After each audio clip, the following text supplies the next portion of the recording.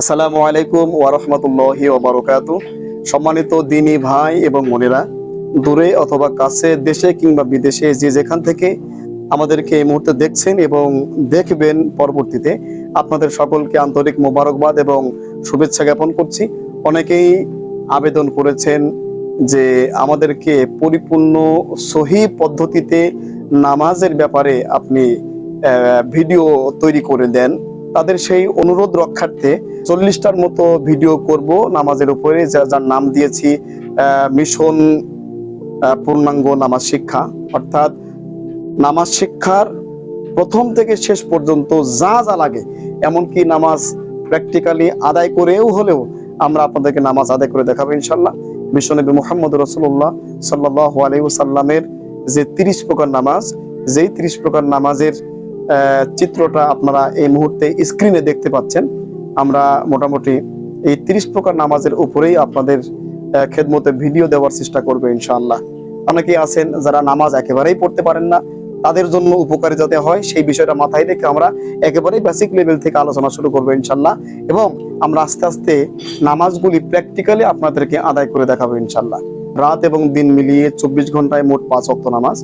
এই 5 ওয়াক্ত নামাজের কোন ওয়াক্তে কত রাকাত নামাজ, শুধুমাত্র যারা একেবারেই বেসিক লেভেলের নামাজ সম্পর্কে ধারণা খুবই সীমিত, তাদের জন্য আমরা একটা তালিকা পেশ করছি, যেটা আপনারা স্ক্রিনে দেখতে পাচ্ছেন। এই তালিকাতে আমরা আপনাদেরকে জানাবার চেষ্টা করছি যে কোন ওয়াক্ত নামাজের কত রাকাত নামাজ। 5 ওয়াক্ত নামাজের প্রথম ওয়াক্ত নামাজের নাম হলো ফজরের নামাজ। ফজরের নামাজ মোট 4 রাকাত। তার মধ্যে আমরা তালিকায় দেখতে পাচ্ছি যে 2 রাকাত ফরজ আর 2 রাকাত সুন্নতে মুআক্কাদা। অবশ্য সুন্নত নামাজ আগে পড়তে হয়, ফরজ নামাজ পরে পড়তে হয়, সব মিলিয়ে 4 রাকাত নামাজ। জোহরের নামাজ এই ওয়াক্তে ফরজ নামাজ 4 রাকাত আর সুন্নতে মুআক্কাদা ফরজের আগে 4 রাকাত এবং ফরজের পরে 2 রাকাত, মোট 6 রাকাত। আর শেষে 2 রাকাত নফল নামাজ পড়া যায়। সব মিলিয়ে জোহরের ওয়াক্তে 12 রাকাত নামাজ আদায় করা যায়। আসরের নামাজ ফরজ নামাজ 4 রাকাত আর এই 4 রাকাত ফরজ নামাজের আগে 4 রাকাত সুন্নতে জায়েদা নামাজ আদায় করা যায়। সেক্ষেত্রে উভয়টা মিলিয়ে মোট 8 রাকাত নামাজ হয়। তবে কেউ যদি 4 রাকাত সুন্নতে জায়েদা নামাজ আদায় করতে না চান, এতে তার কোনো গুনাহ হবে না। মাগরিবের নামাজ 3 রাকাত ফরজ নামাজ, ফরজ নামাজের পরে 2 রাকাত সুন্নত নামাজ, তাহলে মোট মিলিয়ে হলো 5 রাকাত। আর শেষে 6 রাকাত আওয়াবিন নামাজ নফল হিসেবে আদায় করা যায়। তাহলে সব মিলে কত হলো? 11 রাকাত হলো। এশার নামাজ ফরজ নামাজ 4 রাকাত আর এই 4 রাকাত ফরজ নামাজের আগে 4 রাকাত সুন্নতে জায়েদা নামাজ আদায় করা যায়। অবশ্যই এটি ঐচ্ছিক, আদায় করলে সওয়াব আছে, আদায় না করলে কোনো গুনাহ নাই। আর 4 রাকাত ফরজের পরে গিয়ে 2 রাকাত সুন্নাত নামাজ, যেটা আদায় করতেই হয়, এটা আদায় করতে হবে। এরপরে সুন্নাতের পরে 2 রাকাত নফল নামাজ আদায় করা যায়। শেষে 3 রাকাত বেতের ওয়াজিব নামাজ আদায় করতে হয়। এ সবগুলি মিলিয়ে সর্বমোট 15 রাকাত নামাজ। তাহলে এই তালিকা থেকে আমরা যেটা বুঝতে পারলাম, 5 ওয়াক্ত ফজর, জোহর, আসর, মাগরিব, এশা, এই 5 ওয়াক্ত নামাজের ফরজ নামাজ মোট 17 রাকাত, সুন্নাত নামাজ, সুন্নতে মুআক্কাদা এবং সুন্নতে জায়েদা মিলিয়ে 20 রাকাত, নফল নামাজ 10 রাকাত, ওয়াজিব নামাজ 3 রাকাত, সব মিলিয়ে 50 রাকাত নামাজ রাত এবং দিন মিলিয়ে 24 ঘন্টায় 5 ওয়াক্ত নামাজে আদায় করা যায়। সুপ্রিয় দিনী ভাই এবং বোনেরা, আমরা 5 ওয়াক্ত ফরজ নামাজের রাকাত সংখ্যা জানলাম। এখন আমরা জানবো নফল নামাজ সমূহ কি কি নফল নামাজ আদায় করা যায় এবং কোন নফল নামাজ কত রাকাত, এটি আমরা একটি তালিকার মাধ্যমে আপনাদেরকে জানাবার চেষ্টা করছি ইনশাআল্লাহ। তালিকায় আমরা দেখতে পাচ্ছি যে নফল নামাজ সমূহের মধ্যে প্রথম যে নামাজের কথাটি এসছে সেটি হলো আওয়াবিনের নামাজ। আওয়াবিনের নামাজ 6 রাকাত, এটি মাগরিবের পরে আদায় করতে হয়। এরপরে আছে তাহিয়াতুল মসজিদ, এটা 2 রাকাত আদায় করা যায়। মসজিদে প্রবেশ করার পরই এই তাহিয়াতুল মসজিদ 2 রাকাত নামাজ আদায় করতে হয়। 3 নম্বর তাহিয়াতুল ওযু, 2 রাকাত নামাজ। যখনই আমরা ওযু করব, ওযুর পরপরই তাহিয়াতুল ওযুর 2 রাকাত নামাজ আদায় করতে হয়। এরপরে ইশরাকের নামাজ 2 অথবা 4 রাকাত আদায় করা যায়। এটি ফজরের নামাজের পর সূর্য উদিত হওয়ার 20 থেকে 25 মিনিট পরে আদায় করতে হয়। তাহাজ্জুদের নামাজ এটি 4 রাকাত থেকে শুরু করে 12 রাকাত পর্যন্ত আদায় করা যায়। সম্ভব না হলে অন্তত পক্ষে 2 রাকাত নামাজ হলেও আদায় করা উচিত। তাহাজ্জুদের নামাজ শেষ রাতে বা এশার নামাজের পর যদি শেষ রাতে উঠতে না পারে সেই ক্ষেত্রে, আর শেষ রাতে উঠতে পারলে অত্যন্ত উত্তম হয়। অন্তত পক্ষে রাত্রি 12টার পরে, অর্ধরাত্রির পর থেকে ফজরের রাত পর্যন্ত তাহাজ্জুদের নামাজ আদায় করা যায়। এরপরে চাশতের নামাজ এটি কমপক্ষে 2 রাকাত বা তার চেয়ে বেশি হলে 4, 8, 12 রাকাত পর্যন্ত আদায় করা যায়। চাশতের নামাজ কখন পড়ব? সূর্য অনেক উপরে উঠে এবং রোদের তাপ বৃদ্ধি পায়, তখন চাশতের নামাজ আদায় করতে হয়।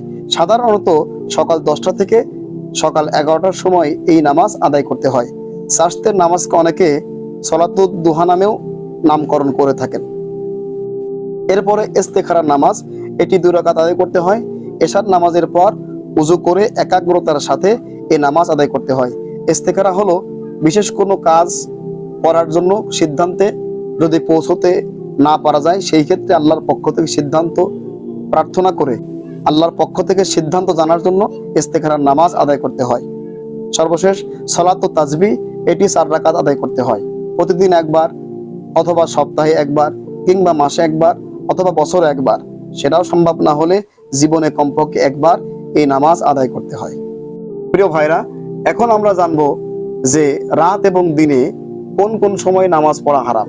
আমরা জানি ফরজ, ওয়াজিব, সুন্নাত, নফল যে কোনো ধরনের নামাজ 3টি সময় আদায় করতে আল্লাহ নবী নিষেধ করেছেন। 1 নম্বর সূর্য উদয়ের সময় পুরোপুরি উদয় হওয়া পর্যন্ত। বুখারীর 1523 নম্বর হাদিসের মধ্যে এই ব্যাপারে আল্লাহ নবী আলোচনা করেছেন। 2 নম্বর সূর্য মধ্যাকাশে অবস্থানের সময় যতক্ষণ পর্যন্ত তা পশ্চিম আকাশে ঢলে না পড়ে, অর্থাৎ ঠিক দ্বীপ্রয়ের সময় সূর্য মাথার উপরে থাকা অবস্থায় দুপুর বেলায় নামাজ পড়া হারাম। আর 3 নম্বর সূর্য যখন হলুদ বর্ণ ধারণ করে তখন থেকে সূর্যাস্ত পর্যন্ত, সূর্য ডোবা পর্যন্ত, তবে সেই দিনের আসর সূর্য অস্ত যাওয়া পর্যন্ত আদায় করতে পারবে। বুখারী 545। ফরজ নামাজের পাশাপাশি নফল নামাজ অত্যন্ত গুরুত্বপূর্ণ, কিন্তু বিশেষ কিছু সময়ে এই নফল নামাজ পড়া মাকরুহ। কোন কোন সময়ে নফল নামাজ পড়া যায় না, মাকরুহ হয়, এখন আমরা সেই বিষয়গুলো জানবো ইনশাআল্লাহ।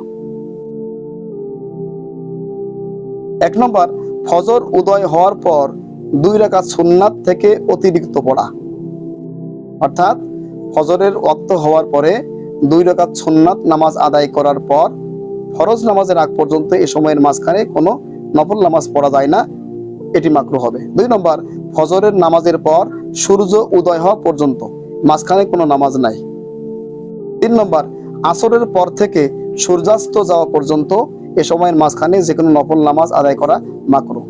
4 নম্বর ইমাম যখন জুম্মার খুতবার জন্য বের হন তখন থেকে ফরজ নামাজ থেকে ফারেক হওয়া পর্যন্ত এ সময়ের মাঝে যে কোনো ধরনের নফল নামাজ আদায় করা মাকরুহ। আর 5 নম্বর ইমাম সাহেব যখন ইকামাত দেন, ইকামতের সময় নফল নামাজ পড়া মাকরুহ। এখন আমরা জানবো নামাজ পড়ার উদ্দেশ্য কি, কি উদ্দেশ্যে আমরা নামাজ আদায় করব। নামাজ পড়ার উদ্দেশ্য হলো রাসূল করিম সাল্লাল্লাহু আলাইহি ওয়াসাল্লাম যেভাবে নামাজ পড়তে বলেছেন এবং সাহাবায়ে আজমাইনকে যেভাবে শিক্ষা দিয়েছেন সেইভাবে নামাজ পড়ার যোগ্যতা হাসিল করা। 2 নম্বর দুনিয়াতে দায়িত্ব মুক্ত হওয়া, আখিরাতে আল্লাহ তাআলার প্রতিশ্রুত সওয়াব হাসিল করা। আল্লাহু আ'লামু বিস-সাওয়াব। এরপরের প্রশ্ন হলো নামাজে খুশু কিভাবে আসতে পারে। খুশু যার অর্থ হলো নামাজের মধ্যে আল্লাহ তাআলার প্রতি আত্মনিবেদিত ও একাগ্রতা হওয়া।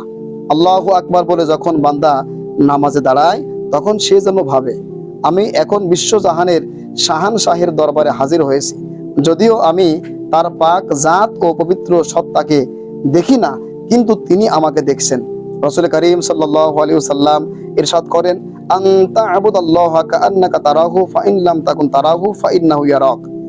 এভাবে আল্লাহ তাআলার ইবাদত করবে যেন তুমি তাকে দেখছো, আর যদি তুমি তাকে না দেখো তাহলে অন্তত এটা ভাবো যে তিনি তোমায় দেখছেন। আরো ভাববে যে আজ যে নামাজ আমি আদায় করছি একদিন হাসরের ময়দানে আল্লাহ তাআলার সামনে দাঁড়িয়ে এই নামাজের হিসাব আমায় দিতে হবে। এই নামাজ যদি তার দরবারে কবুল না হয় তাহলে বরবাদি ছাড়া আর কিছুই নেই।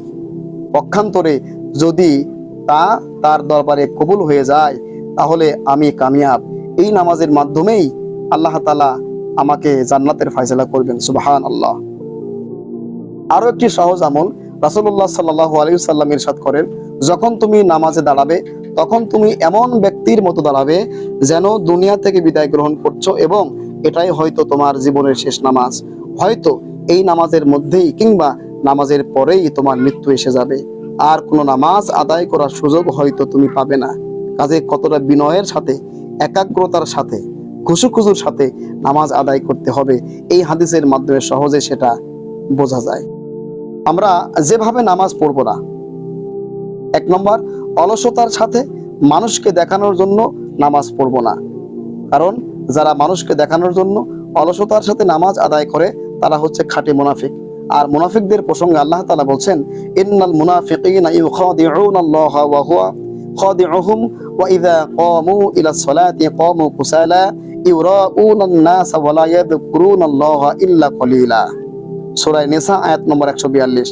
আল্লাহ বলছেন, আর যখন এরা নামাজে দাঁড়ায় অলসতার সাথে দাঁড়ায় শুধু মানুষকে দেখানোর জন্য এবং আল্লাহকে তারা কমই স্মরণ করে। নাউযুবিল্লাহি মিন যালিক। 2 নম্বর, অলসতার সাথে রুকু সিজদা করব না। সম্মানিত দিনী ভাইরা, ভিডিওটি বড় যাতে না হয় সেজন্য আমি আরবি ইবারত পাঠ না করে শুধুমাত্র বাংলা অনুবাদ আপনাদেরকে পড়ে শোনাচ্ছি। হযরত আব্দুল্লাহ ইবনে মাসউদ রাদিয়াল্লাহু তাআলা আনহু থেকে বর্ণিত, রাসূলুল্লাহ সাল্লাল্লাহু আলাইহি ওয়াসাল্লাম ইরশাদ করেন, যে ব্যক্তি নামাজে রুকু সিজদায় মেরুদণ্ড সোজা করে না তার নামাজের প্রতিদান দেওয়া হয় না। 3 নম্বর, অপূর্ণাঙ্গভাবে নামাজ পড়ব না। হযরত আলী ইবনে আবি তালিব রাদিয়াল্লাহু তাআলা আনহু থেকে বর্ণিত, রাসূলুল্লাহ সাল্লাল্লাহু আলাইহি ওয়াসাল্লাম ইরশাদ করেন, যে ব্যক্তি নামাজে মেরুদণ্ড সোজা করে না সে তো ওই গর্ভবতী মেয়ের মতো যে গর্ভধারণ করলো কিন্তু যখন সন্তান প্রসবের সময় নিকটবর্তী হলো তখন গর্ভ নষ্ট হয়ে গেল, এখন সে সন্তানের মাও হতে পারলো না, গর্ভবতীও থাকলো না। অর্থাৎ এর দ্বারা বোঝা গেল তার নামাজ সম্পূর্ণ ব্যর্থ হয়ে যাবে। 4 নম্বর, পুরুষ রুকু সিজদায় তাড়াহুড়া করব না, সিজদায় বাহু বিছাবো না। আনাস রাদিয়াল্লাহু আনহু থেকে বর্ণিত, রাসূলুল্লাহ সাল্লাল্লাহু আলাইহি ওয়াসাল্লাম ইরশাদ করেন, তোমরা ধীর স্থির ভাবে রুকু সিজদা আদায় করো, তোমাদের কেউ যেন সিজদার মধ্যে কুকুরের মতো হাত না বিছায়। 5 নম্বর, নামাজ চুরি করব না। হযরতে আবু কাতাদা তার পিতা থেকে বর্ণনা করেন, রাসূলুল্লাহ সাল্লাল্লাহু আলাইহি ওয়াসাল্লাম ইরশাদ করেন, সবচেয়ে নিকৃষ্ট চোর হলো সে যে নামাজ চুরি করে। সাহাবা আজমাইন প্রশ্ন করলেন, ইয়া রাসূলুল্লাহ সাল্লাল্লাহু আলাইহি ওয়াসাল্লাম, নামাজ কিভাবে চুরি করে? রাসূলুল্লাহ সাল্লাল্লাহু আলাইহি ওয়াসাল্লাম ইরশাদ করেন, রুকু সিজদা পূর্ণরূপে আদায় করে না, এভাবেই একজন ব্যক্তি নামাজ চুরি করে থাকে। 6 নম্বর, নামাজের বদদুয়া নিব না। হযরত উবাদা ইবনে সামিত রাদিয়াল্লাহু আনহু বর্ণনা করেন, মানুষ যখন উত্তম রূপে নামাজ পড়ে, রুকু সিজদা পূর্ণরূপে আদায় করে, তখন তার নামাজ তার জন্য দোয়া করে যে, যেভাবে তুমি আমায় হেফাজত করেছো সেভাবে আল্লাহ তাআলা তোমাকেও হেফাজত করুন। এরপর ফেরেশতা সেই নামাজ ঊর্ধ্ব আসমানে উঠিয়ে নেন। আর যখন মন্দভাবে নামাজ পড়ে, রুকু সিজদা পূর্ণরূপে আদায় করে না, তখন নামাজ তার জন্য বদদুয়া করে যে, আল্লাহ তাআলা তোমাকে বরবাদ করুন যেমন তুমি আমায় বরবাদ করেছো। আর ওই নামাজকে নামাজির মুখের উপর নোংরা নেকড়ার মতো ছুঁড়ে মারা হয়। নাউযুবিল্লাহি মিন যালিক। 7 নম্বর, নামাজকে তুচ্ছ করব না। হযরতে আব্দুল্লাহ ইবনে মাসউদ রাদিয়াল্লাহু তাআলা আনহু থেকে বর্ণিত, রাসূলুল্লাহ সাল্লাল্লাহু আলাইহি ওয়াসাল্লাম ইরশাদ করেন, যে ব্যক্তি উত্তম রূপে নামাজ পড়ে যেখানে মানুষ তাকে দেখে আর যেখানে মানুষ তাকে দেখে না সেখানে ভালো করে পড়ে না, অলসতা করে, এটাই নামাজকে তুচ্ছ করা। এই নামাজকে তুচ্ছ করার কারণে আল্লাহ পাক রব্বুল আলামিনও তাকে তুচ্ছ করবেন। 8 নম্বর, পশুর মতো রুকু সিজদা করব না। হযরত আবু হুরায়রা রাদিয়াল্লাহু আনহু থেকে বর্ণিত, তিনি বলেন, রাসূলুল্লাহ সাল্লাল্লাহু আলাইহি ওয়াসাল্লাম আমায় 3টি কাজের নির্দেশ দিয়েছেন, 3টি কাজ নিষেধ করেছেন। আমায় নির্দেশ দিয়েছেন প্রতি মাসে 3 দিন রোজা রাখতে, 2 নম্বর ভেতরে নামাজ পড়ে ঘুমাতে, 3 নম্বর ইশরাকের 2 রাকাত নামাজ আদায় করতে। আমায় নিষেধ করেছেন 1 নম্বর নামাজে শ্রীগালের ন্যায় এদিক সেদিক তাকাতে, 2 নম্বর বানরের মতো বসা থেকে, অর্থাৎ বানরের মতো নিতম্বকে জমিনে রেখে পাকে খাড়া করে উভয় হাত জমিনে রেখে উভয় সিজদার মাঝখানে বসা, 3 নম্বর মোরগের ন্যায় ঠোকর মারা, অর্থাৎ সিজদা এমন ভাবে করা যেমন মোরগ ঠোকর মারে, অর্থাৎ তাড়াহুড়ো করে সিজদা করা। এই 3টি কাজ আমাকে নিষেধ করেছেন। তাহলে আমরা নামাজ পড়ব কিভাবে? আমরা যেভাবে নামাজ পড়ব, আমাদের কর্তব্য হলো নামাজের হাকিকত এবং অন্তর্নিহিত মর্ম ও সৌন্দর্য অনুভব করে নামাজ আদায় করা। জীবনভর চেষ্টা করে যেতে হবে যেন আমাদের নামাজ নববী নামাজের নিকট থেকে নিকটতর হতে থাকে। যেমন রাসূল করিম সাল্লাল্লাহু আলাইহি ওয়াসাল্লাম ইরশাদ করেন, আন আবি কিলাবাতা ক্বালা ক্বালা রাসূলুল্লাহ সাল্লাল্লাহু আলাইহি ওয়াসাল্লাম সাল্লু কামা রাআইতুমুনি উসাল্লি, তোমরা সেভাবেই নামাজ আদায় করো যেভাবে তোমরা আমায় নামাজ পড়তে দেখেছো। সাহাবায়ে কিরাম তো রাসূল করিম সাল্লাল্লাহু আলাইহি ওয়াসাল্লামের জীবদ্দশায় তার পেছনে নামাজ আদায় করেছেন, খুব নিকট থেকে তাকে নামাজ আদায় করতে দেখেছেন। দেখে থেকে নিজেদের নামাজকে রাসূলুল্লাহ সাল্লাল্লাহু আলাইহি ওয়াসাল্লামের নামাজের সঙ্গে সাদৃশ্যপূর্ণ করার চেষ্টা করেছেন। ফলে তাদের নামাজ রাসূলুল্লাহ সাল্লাল্লাহু আলাইহি ওয়াসাল্লামের নামাজের কাছাকাছি হতে পেরেছিল। বাইরের আকার আকৃতিতে যেমন, তেমনি ভিতরের গুণ এবং প্রকৃতিতেও। এতক্ষণ পর্যন্ত নামাজ সম্পর্কে বেসিক কিছু তথ্য আপনাদের খেদমতে পেশ করলাম। আশা করি এই তথ্যগুলি যদি আপনারা হৃদয়ঙ্গম করতে পারেন, তাহলে দ্বিতীয় ভিডিও যেটা আমরা নামাজের প্রস্তুতিমূলক ভাবে কোন কোন কাজগুলো আমাদের করতে হয়, যেমনই ভাবে তরকারি রান্না করার জন্য আমাদের মায়েরা বোনেরা পূর্ব প্রস্তুতিমূলক অনেকগুলি বিষয় গুছিয়ে নেন, একইভাবে নামাজ সহি শুদ্ধভাবে আদায় করার জন্য প্রস্তুতিমূলক কোন কোন বিষয়গুলি আমাদের গুছিয়ে নিতে হবে, সেগুলি প্র্যাকটিক্যাল ভাবে আগামী ভিডিওতে আমরা আলোচনা করব। আশা করি আপনারা ধারাবাহিকভাবে আমাদের সঙ্গেই থাকবেন। প্রত্যেক সপ্তাহে 2 দিন করে আমরা নামাজের উপরে ভিডিও আসিরাত ইসলামিক মিডিয়া নামক এই চ্যানেলে আপলোড করবো ইনশাল্লাহ। আপনারা এই ভিডিও দেখে নামাজকে সহি এবং শুদ্ধ পদ্ধতিতে আদায় করার তরিকা শিখে নেবেন। একই সঙ্গে অন্যান্য ভাই বোনদেরকে নামাজ শেখাবার জন্য ভিডিওটি শেয়ার করে আমাদের পাশেই থাকবেন ইনশাল্লাহ। সে পর্যন্ত আপনাদের সকলের সুস্বাস্থ্য ও দীর্ঘায়ু কামনা করে আজকের মতো এখানে বিদায় গ্রহণ করছি। আসসালামু আলাইকুম ওয়া রাহমাতুল্লাহি ওয়া বারাকাতুহু।